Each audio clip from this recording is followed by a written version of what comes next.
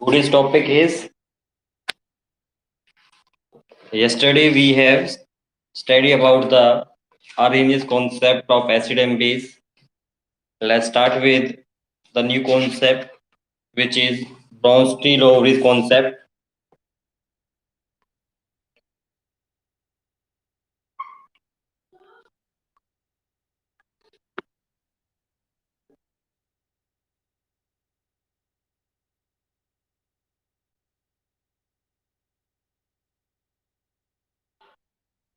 Bronsted-Lowry concept in which according to him the species such as cation, anion or a molecule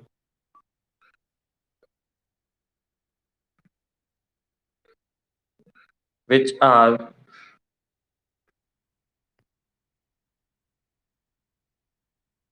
capable of donating a proton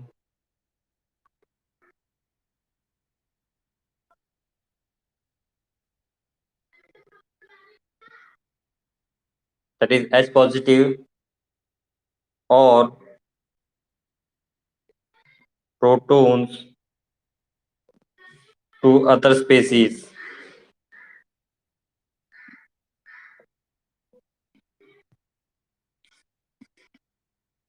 are called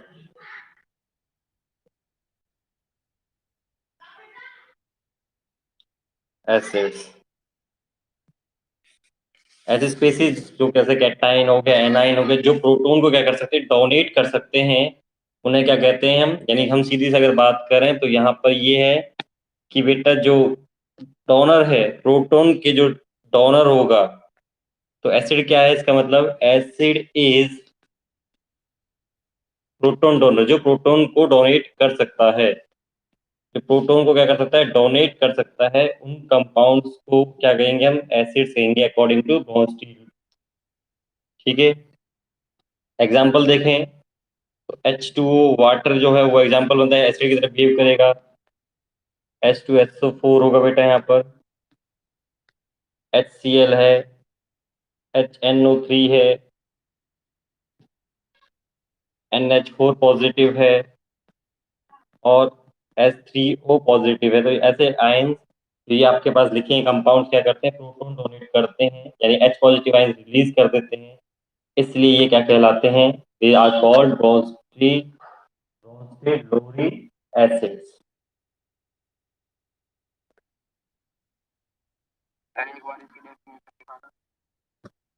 लो बेटा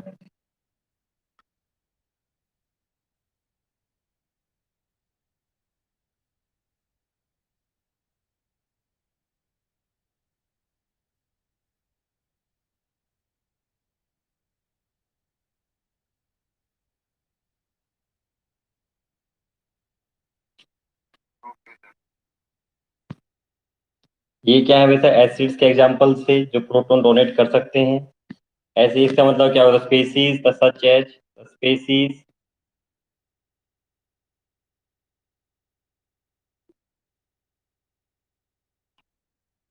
सच as कोई भी हो सकता है cation भी हो सकता है वो भी तो इलेक्ट्रॉन प्रोटॉन को ले सकता है कैटाइन एनाइन और ए molecule which are capable of which are capable of accepting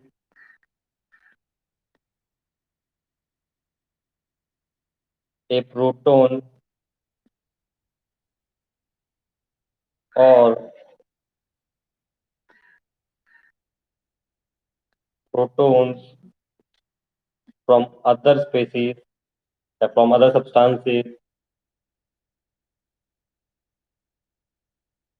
are called are called Bronsted fluoribases.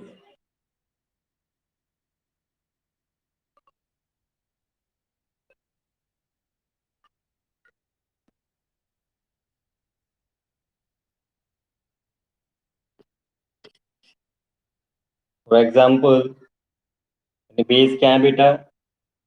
Base are proton acceptors. और एसिड क्या था?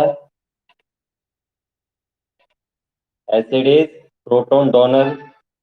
एग्जाम्पल है NH3 बेस में H2O, NO3 negative, Cn negative, HCO3 negative. एक चीज ध्यान से देखना बेटा, दोनों अगर मैं आपको एग्जांपल दूं तो यहाँ पर भी वाटर जो दिया है यहाँ पर भी एसिड में भी है वो, और प्रोटोन में भी है। इसका मतलब क्या हुआ? H2O behaves as acid as well as base, यानी कि अकॉर्डिंग टू ब्रोंस्टी के हिसाब से ये हो गया कि HCl जो आपका हाइड्रोजन वाटर है, और वाटर जो है वो क्या है? एसिड भी और बेस भी है। देखिए आपको इसका एग्जांपल देते हैं। अगर हम तो HCl के साथ अगर आप वाटर को डालते हैं तो क्या होता है देखिए। अब यहाँ पर क्या बन जाएगा? ये तो आपने पहले भी देखा था कि यहाँ पर ये हाइड्रोनियम आयन बना लेगा, और प्लस में क्या आएगा? Cl negative. अब यहाँ हुआ क्या है? यहाँ हुआ क्या है बेटा? यहाँ पर जो आपका HCl था उसने H पॉजिटिव क्या कर दिया? डोनेट कर दिया। क्या कर दिया? इसने क्या कर दिया? डोनेट कर दिया। एक्सेप्ट किसने कर लिया? वो H2 ने क्या कर लिया? एक्सेप्ट कर लिया। इसका मतलब क्या हुआ? जो HCl है वो क्या हो गया? यहाँ पर एसिड हो गया, और वाटर क्या हो गया? बेस हो गया।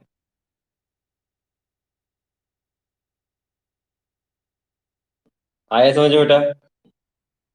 It's okay. ठीक है। और एक एग्जाम्पल लें तो आप मुझे बताओ कि यहाँ पर किसने क्या बिहेव किया है। मैंने वाटर को कार्बोनेट के आयन से ट्रीट किया, CO3 नेगेटिव से, तो क्या हो गया? तो यहाँ पर बन गया HCO3 नेगेटिव प्लस में OH नेगेटिव। बताइए क्या हुआ बेटा यहाँ पर?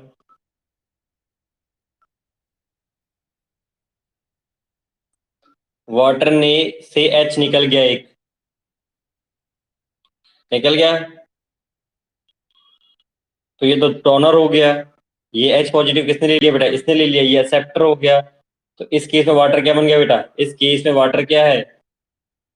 एसिड है, और ये क्या आपका बेस है।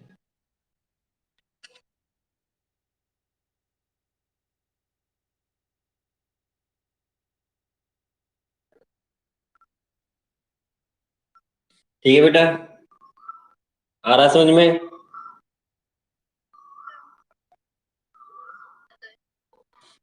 क्या कह रहे हो बेटा?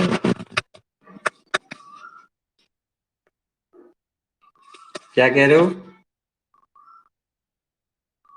Any doubt?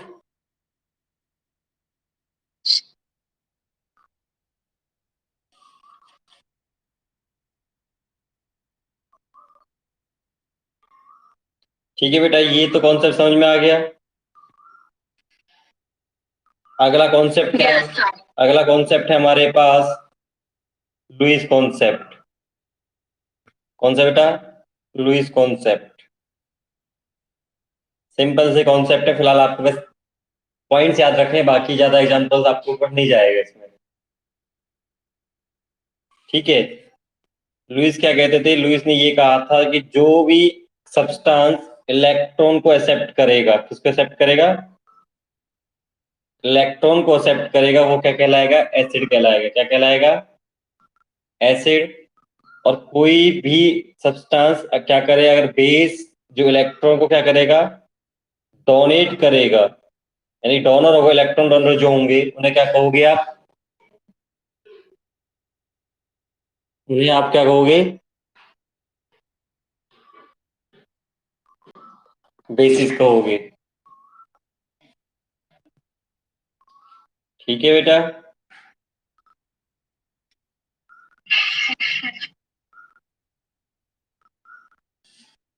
समझ में आ रहा है आपको?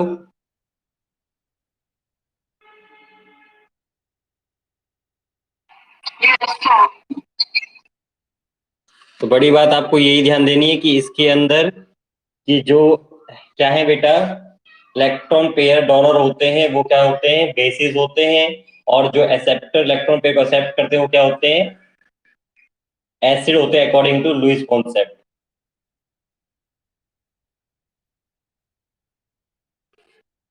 ठीक है, एक स्टेटमेंट आपको मैं दे देता हूं।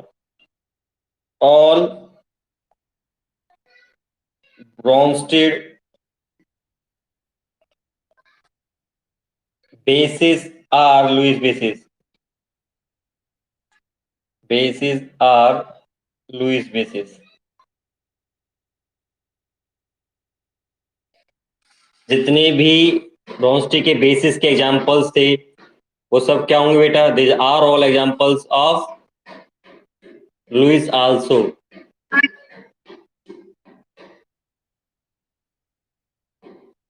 देखिए इसको समझने का आपको मैं समझाता हूँ, पहले लुईस कॉन्सेप्ट समझाता हूँ। मान लो आपके पास एमोनिया था, तीन तो से बॉन्ड बना लिए बेटा, दो इलेक्ट्रॉन उसके पास रह गए। ठीक है, दो इलेक्ट्रॉन ये हो गए उसके। ऐसे ही आपके पास बोरोन है, बोरोन के पास 3F लगा दिए मैंने, यानी BF3 बना लिया। इस बोरोन ये क्या करेगा, यहां पर इलेक्ट्रॉन होने की वजह से ये इलेक्ट्रॉन को शिफ्टिंग कर देगा इस तरफ, ये बोरोन को इलेक्ट्रॉन्स दे देगा। तो अभी हमने क्या पढ़ा, जो इलेक्ट्रॉन देते हैं, क्या है बेटा, जो इलेक्ट्रॉन को देते हैं तो क्या कहलाएंगे। मान लो आपने रिएक्शन करी थी, मान लो कि बीच रिएक्शन कर रहे हो, प्लस लगाते हो तो क्या होगा बेटा, तो आपके ये इलेक्ट्रॉन इसके पास जाएंगे, तो इसके बीच में क्या होगा, इलेक्ट्रॉन डोनेट के बॉन्ड बना लेगा। ये कोऑर्डिनेट बॉन्ड है क्योंकि इसने दिए हैं, इसको कहते हैं कोऑर्डिनेट बॉन्ड। क्या कहते हैं, क्योंकि उसके पास इलेक्ट्रॉन नहीं थे पर इसने क्या कर दिया, डोनेट कर दिया, और इस तरीके से क्या बन गया, ये बॉन्ड बन गया, इसको कहते हैं कोऑर्डिनेट बॉन्ड। बेटा इसमें क्या हुआ कि जो हमारे पास नाइट्रोजन पे दो इलेक्ट्रॉन रह गए थे जो बॉन्ड बनाने के काम नहीं आए हैं, उसने क्या किया, नाइट्रोजन ने अपने दोनों इलेक्ट्रॉन किसको दे दिए, बोरोन को दे दिए, ताकि इनके बीच में क्या बन सके, बॉन्ड बन सके। अब जब ये बॉन्ड बना तो इसमें आपने क्या देखा, आपने यहाँ पर ये चीज देखी कि बेटा जो एन नाइट्रोजन था उसने दोनों इलेक्ट्रॉन दे दिए, यानी एमोनिया ने अपने दोनों इलेक्ट्रॉन दे दिए हैं। तो देने वाला क्या कहलाता है, अकॉर्डिंग टू लुईस, देने वाला कहलाता है base. Electron donor is known as base, और इलेक्ट्रॉन एक्सेप्ट किसने किए हैं, BF3 ने किए हैं, दैट इज नोन एसिड्स। देख लो, NH3 इसका मतलब लुईस के अकॉर्डिंग भी NH3 क्या है, बेस है।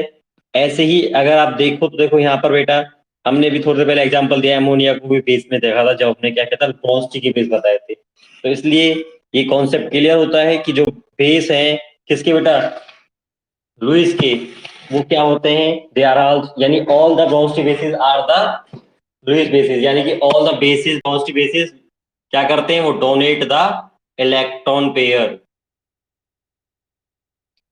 किस समझ में आ गया बेटा?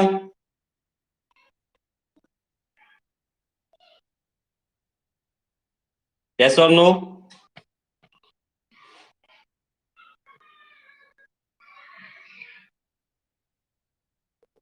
कोई डाउट किसी को कैसा भी?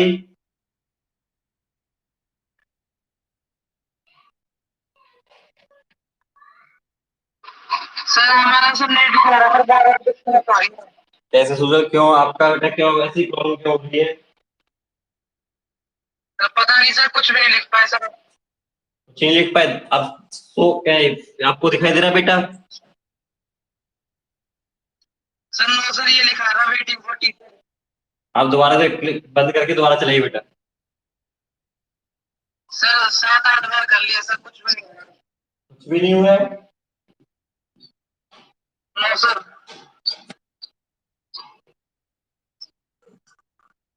सर तो से ट्राई कर रहे, 10-15 मिनट हो गए। एक मिनट बेटा।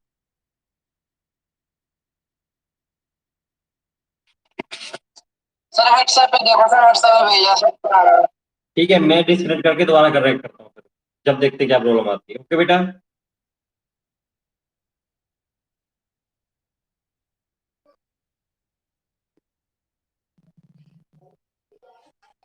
Next concept is about the testing of acid and basis.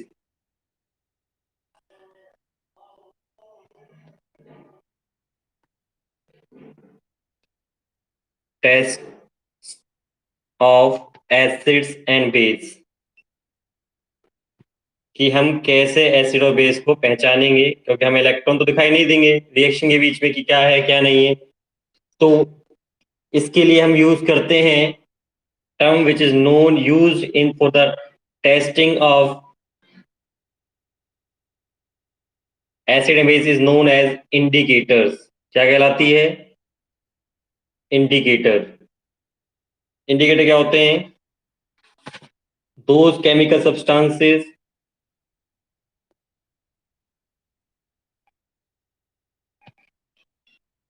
those chemical substances which give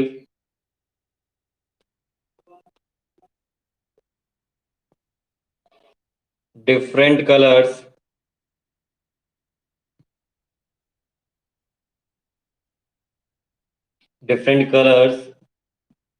in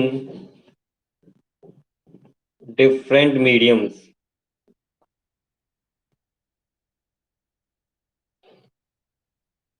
that is acidic or basic medium, that is acidic or basic medium।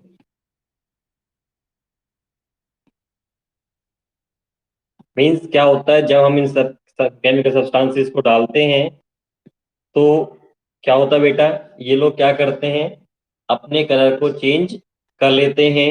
So these also called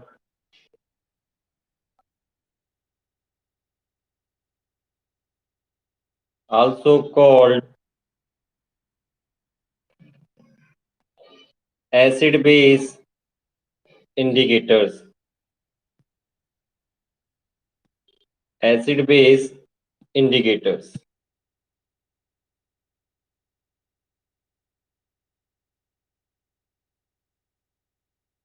okay बेटा, कि जो हमारे from which we can determine whether a substance is acid or base is known as indicator।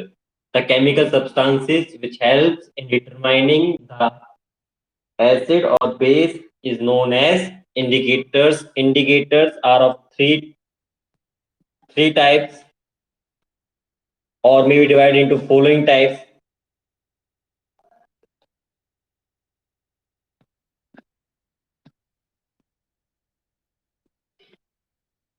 of indicators.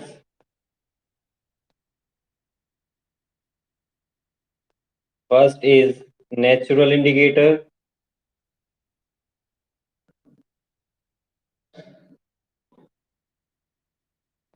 second is synthetic indicators,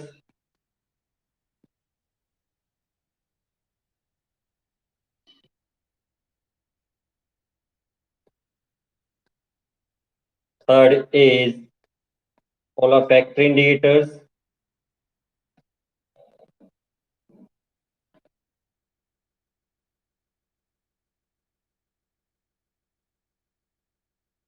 fourth is universal indicators।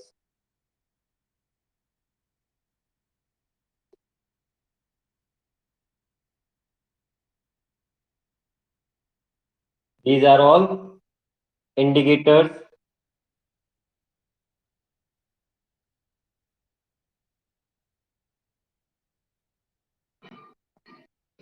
these are the on the basis जो response करते हैं, कि हमें इससे पता चलता है कि हमारा सब्सटेंस क्या है, एसिड है, बेस है, तो उसे क्या कहते हैं, हम इंडिकेटर कहते हैं। कि कैटेगरी में नेचुरल है, सिंथेटिक है, ओलाफैक्ट्री है और यूनिवर्सल है। वन बाय वन हम इनको स्टडी करते हैं क्या है इनमें, और फिर मैं आपको एक टेबल बनाऊंगा आज नहीं तो कल, कि उस टेबल में मैं सारे इंडिकेटर्स आपको प्रोवाइड कर दूंगा, नेचुरल भी और सिंथेटिक ओलाफैक्ट्री, जो भी इंडिकेटर्स और उनके जो भी चेंजेस होते हैं। But now what are natural indicators?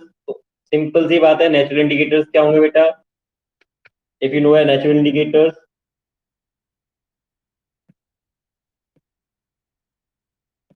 तो natural indicators are the indicators which are obtained from plant. जो हमें कहाँ से मिलते हैं? प्लांट से मिलते हैं, हम क्या कहते हैं?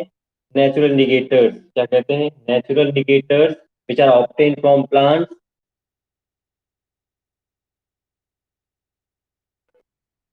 ठीक है बेटा, जो हमें कहाँ से मिलेंगे? प्लांट से मिलते हैं natural indicators. Synthetic indicators which are man made, which are man made.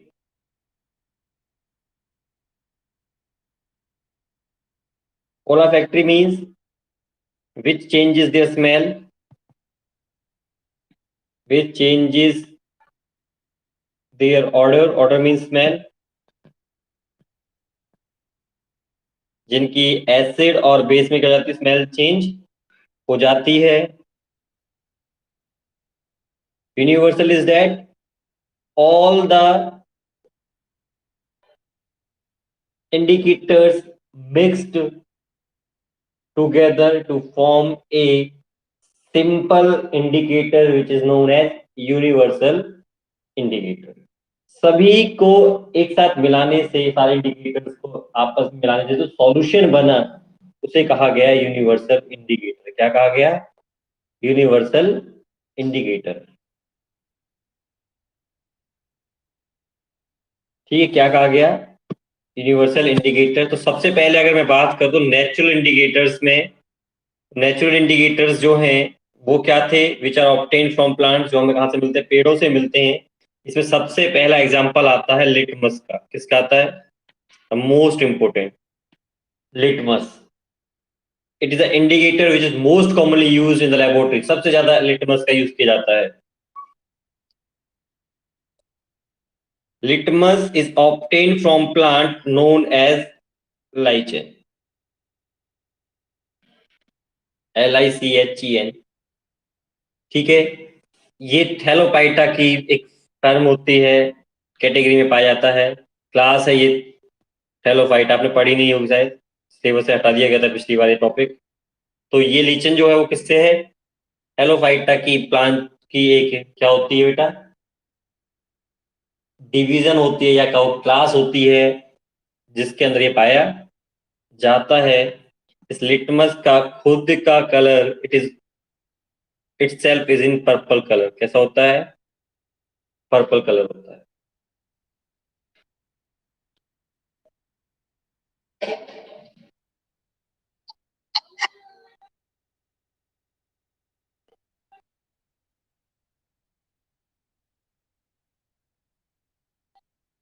Okay बेटा, इसका खुद का कलर क्या होता है? पर्पल। हाँ बोलिए, यस बोलिए बेटा। हाँ जी, यस। सर लिटमस लीचन का पार्ट है या प्लांट है? बेटा लिटमस जो है वो लीचेन प्लांट से लिया जाता है।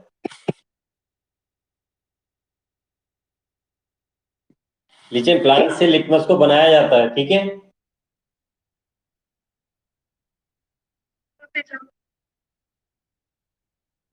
इसका खुद का कलर कैसा होता है? पर्पल। अब ये लिटमस जो है हमारे पास दो कलरों के नाम से मिलता है हमारे पास। एक तो ये ब्लू लिटमस सॉल्यूशन मिलता है, और एक मिलता है हमें रेड लिटमस।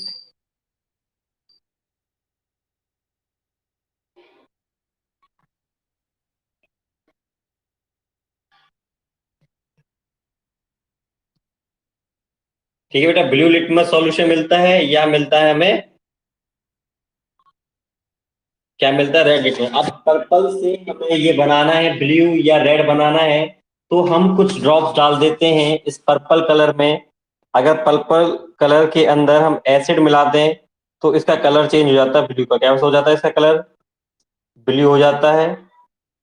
और पर्पल में अगर हम कोई भी एसिड, कोई भी बेस मिला दें तो इसका कलर हो जाता है रेड। क्या हो जाता है? रेड। इस तरीके से हमें दो लिटमस सॉल्यूशन मिल जाते हैं, ब्लू और रेड कलर के लिटमस पेपर, सॉरी लिटमस क्या मिल जाते हैं, सॉल्यूशन मिल जाते हैं। फिर इन सॉल्यूशंस को हम क्या करते हैं, इनके अंदर पेपर स्ट्रिप्स डालते हैं। और पेपर स्ट्रिप जब डाल देते हैं सॉल्यूशंस के अंदर, तो पेपर स्ट्रिप डालने से paper strips soaked in blue और red litmus solution,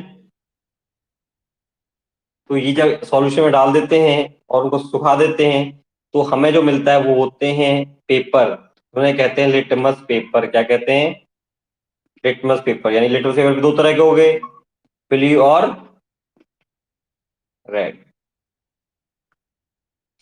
blue and red. Okay बेटा, तो व्हाट हैपन, यस बोलिए बेटा, यस बोलिए क्या पूछ रहे हो।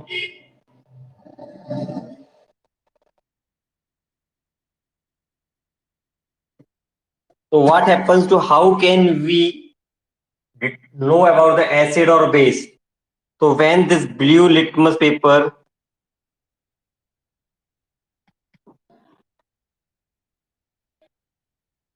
is dropped in a acid, then it changes its color to red. That is, for an acid, blue litmus changes to red. जो ब्लू लिटमस है वो एसिड में चेंज हो जाता है।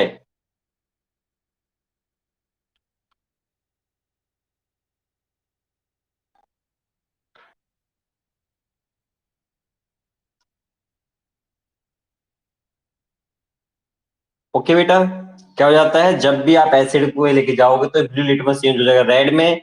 और अगर आपका बेस अगर होगा तो बेस क्या करता है, बेस रेड लिटमस को चेंज कर देता है किसके अंदर, ब्लू के अंदर।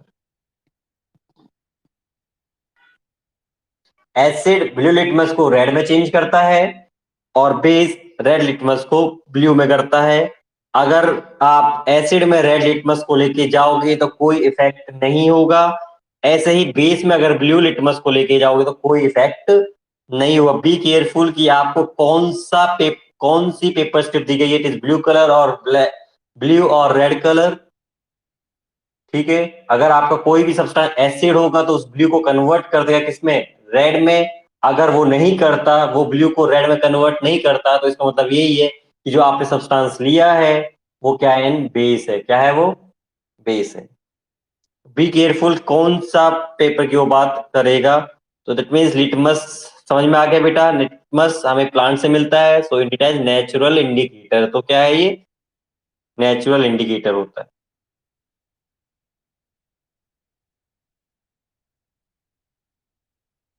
Any doubts.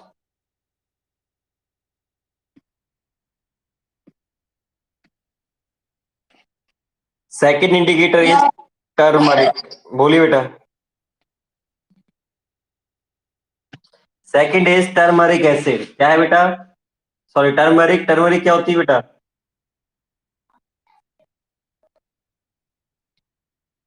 हल्दी। हल्दी भी क्या होती है, एक तरह से क्या है, नेचुरल इंडिकेटर है। ये भी अपना कलर चेंज कर लेती है।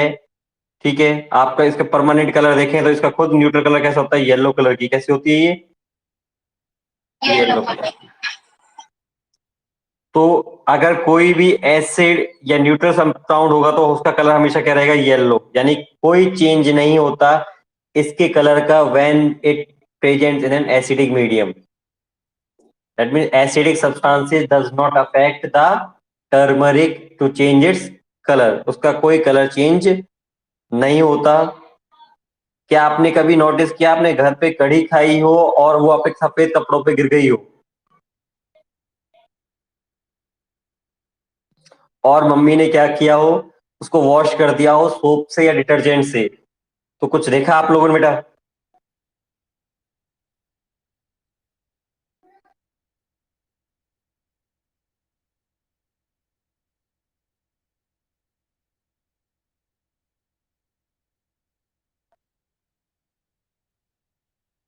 बोलिए बेटा।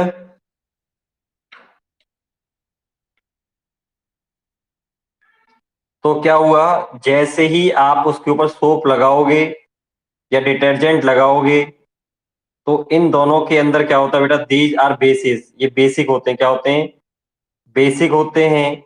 और बेसिक होने की वजह से जो आपकी टर्मरिक है उसका कलर क्या हो जाता है, रेड। येलो से किस में चेंज हो जाता है, ये रेड इस कलर आ जाता है, क्या जाता है, यानी रेड कलर में कन्वर्ट हो जाता है, रेडिश कलर हो जाता है। तो जब येलो से रेडिश कलर हो जाता है तो उसे क्या कहते हैं, बेस। क्या कहते हैं, बेस। एसिड पर कोई इफेक्ट, नो चेंज। एसिड के लिए क्या होता है, नो चेंज। क्या होता है, दैट मीन्स, या नो चेंज लिख देता है, येलो लिख दो, क्या लिख दो, वो येलो ही रहता है, कोई चेंज नहीं होता। पर जैसे ही बेस आता है तो उसका कलर क्या हो जाता है, रेडिश हो जाता है। आप इस रेडिश कलर को आने के बाद दोबारा से पानी से अगर रिएक्ट करते हैं, तो जैसे ही पानी से रिएक्ट होगा, क्योंकि वाटर है, वाटर क्या होता है बेटा, न्यूट्रल। वाटर न्यूट्रल होने से इसका कलर कैसा हो जाएगा, वाटर की वजह से इसका कलर क्या हो जाएगा, येलो। क्या हो जाएगा, येलो। क्योंकि आपको पता है टर्मरिक का खुद का कलर कैसा होता है, येलो होता है। और इसी येलो कलर को अगर आप दोबारा से क्या करते हो बेटा,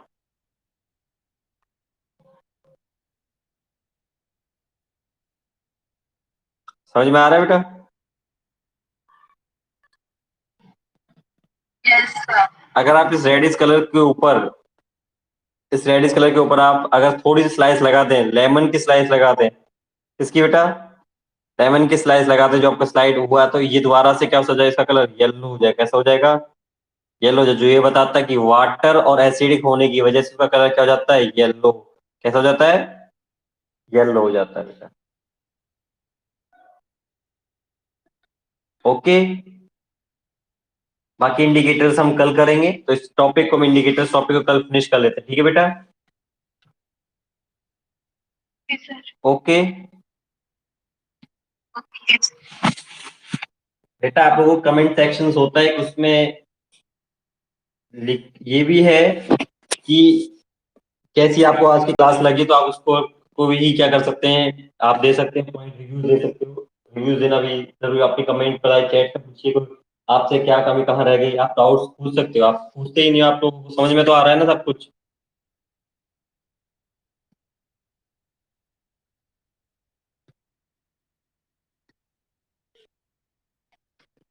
ओके बेटा,